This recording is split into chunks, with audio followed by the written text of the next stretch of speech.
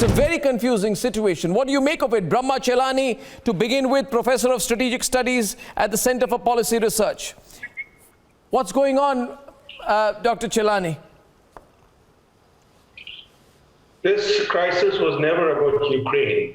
This crisis is about American post-Cold War policy of NATO creep to Russia's borders. And this crisis is going to be a long, drawn-out affair. I never believed that the Russians would invade Ukraine. It didn't make sense for them to invade Ukraine. But the crisis has been good news for the US, for Russia, and even for China. Let's begin with the US. Okay. By unleashing the dogs of war, Biden has been able to divert attention from his problems at home. His approval rating is at a very low. And for Russia, this has been a financial windfall. The oil prices today are at a 7-year high. So for Russia, this is a real financial bonanza.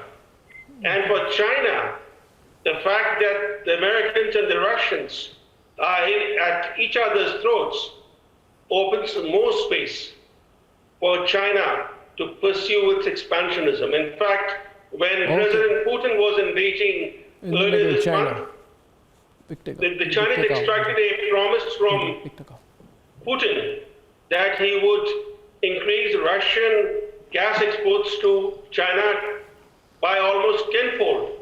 Okay. That will help China to build a safety net in case the West imposes energy sanctions or an energy blockade on China in the event of a Chinese invasion of Taiwan. So an increased supply of gas from Russia will insulate China from such a Western... Dr. Chellaney, as usual, you have begun the debate with unique perspectives and a fair amount of provocation.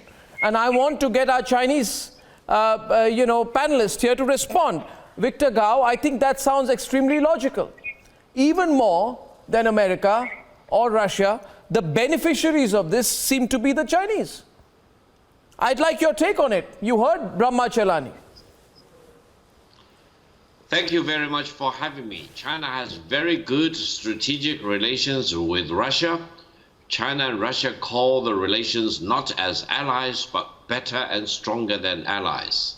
On the other hand, China also has very good relations with Ukraine. China-Ukraine economic exchanges are mutually beneficial to China as well as to Ukraine. China wants to see peace between Russia and Ukraine. China is opposed to any war between Russia and Ukraine. China and the Russian leaders declared during the Beijing Winter Olympic that both China and Russia oppose the continued eastern expansion of NATO. I believe this is the crux of the matter. Russia is firmly opposed to Ukraine becoming a NATO member, to the extent they are saying to the whole world, over my dead body. I think the United States and NATO need to be sensitive to this very fundamental concern and sensitivity on the behalf of Russia. And we are firmly opposed to Ukraine becoming a NATO member, because we believe if Ukraine really wants to become a NATO member, it will trigger a war between Russia and Ukraine, and between Russia and NATO, and possibly between Russia and the United States. This will be Armageddon in the world. Let's have peace rather than war. That would benefit you. I mean, if we are all looking at it from the point of view of pure geostrategy, and I saw Brian Bonner joining us right now. He's former executive director and chief editor of the Kiev Post, which is Ukraine's oldest English language newspaper. I think he was disagreeing with your perspective. And I frankly, Victor, and please don't take it as an Indian being cynical of the Chinese always, I believe that it's been part of your plan to use Russia as a flank for your global ambitions. What will benefit China is peace rather than war. This is the fundamental philosophical point. A philosophical point is the essential, not the practical. It's the philosophy, not the practice. My disagreement with you, Victor. But I want Brian to tell us why he was nodding his head furiously as you were speaking. Brian Bonner, would you like to respond to what Victor Gao said from Beijing? Yeah, well, that's nonsense, because if China was against war, why didn't it stand up in the United Nations and stand up to Russia?